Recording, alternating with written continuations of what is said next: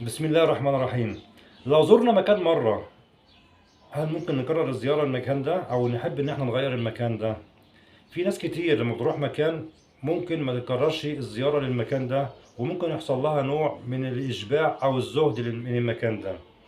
كطبيعة البشر كلهم، إن هو لما بيبقى حاجة بين إيديه ويشبع منها بيحصل نوع من الزهد للحاجة اللي بين إيديه دي.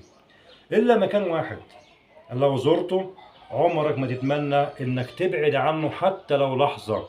تتمنى انك تعيش عمرك كله في المكان ده، وان ربنا سبحانه وتعالى يقبض روحك في المكان ده. الكعبة الشريفة.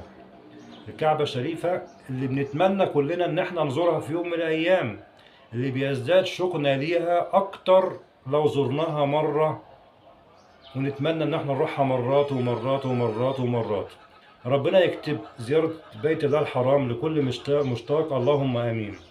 كان في شاب قاعد على يخت فاخر ومعاه اللابتوب بتاعه، وبيحاول ان هو يوصل ويعمل بث مباشر من الكعبة علشان يشوف المناسك اللي بتتم في الكعبة مباشر ويشبع منها وهو في المكان اللي هو قاعد فيه.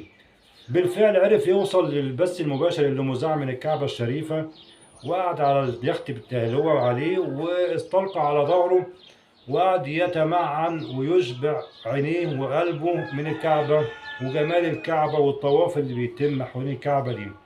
من كتر اشتياق الشاب ده للمكان، وان هو بيتمنى ان هو يكون مع الناس دي ويطوف معاهم، كان مبتسم ودموعه بتنزل من كتر اشتياقه للمكان ده.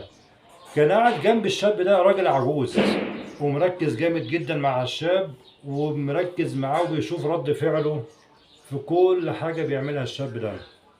لحد ما الراجل العجوز ده فضوله خلاه راح للشاب وسأله، قال له أنا شايفك ومتابعك مبتسم ودموعك نازلة ليه؟ الشاب راح عدل اللابتوب بتاعه الشاشة بتاعته ناحية الراجل العجوز ده، قال له من المنظر ده دول عباد الرحمن جم من كل مكان بيزوروا الكعبة الشريفة وبيأدوا المناسك في الكعبة الشريفة. الراجل العجوز ما يعرفش او ما فهمش معنى كلام الشاب اللي هو قاله له، فراح قال له انا اعظم من الرسول بتاعك. الشاب راح عادل نفسه بعد ما كان نايم على ظهره مستلقي على ظهره، وبص للراجل العجوز قال له انت تعرف الرسول بتاعي؟ قال له اه انا عارف ان الرسول بتاعك اسمه محمد وعارف انك مسلم. قال له طب انت ليه بتقول الكلام ده؟ قال له انا كنت قائد في القوات البحرية الألمانية، وكان تحت ايدي او تحت ادارتي او تحت اوامري 20,000 واحد، بخليهم كلهم يصطفوا في 10 دقايق بكلمة واحدة مني، بيصطفوا كلهم يقفوا صف واحد. فالشاب راح فضوله قال له طب انت تعرف لو جبت لك 1,000,000 واحد تخليهم يصطفوا في قد ايه؟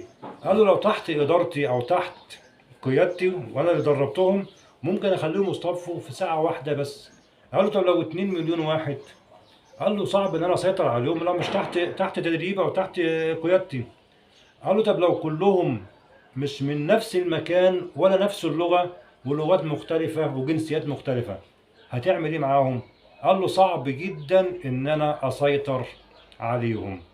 فالشاب راح مبتسم كده وبص للراجل العجوز ده قائد القوات البحرية الألمانية، قال له دول عباد الرحمن جم من كل البلاد ومن كل الجنسيات ومن كل اللغات، وبيصطفوا كلهم بكلمة واحدة بس.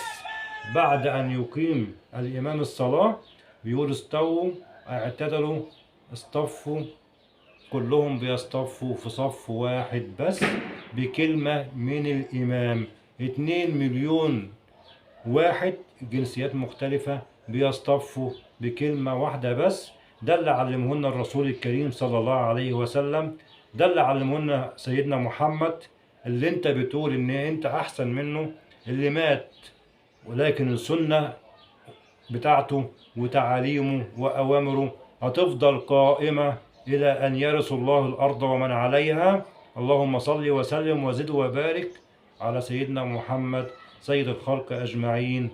أشوفكم في فيديو جديد إن شاء الله. السلام عليكم ورحمة الله وبركاته.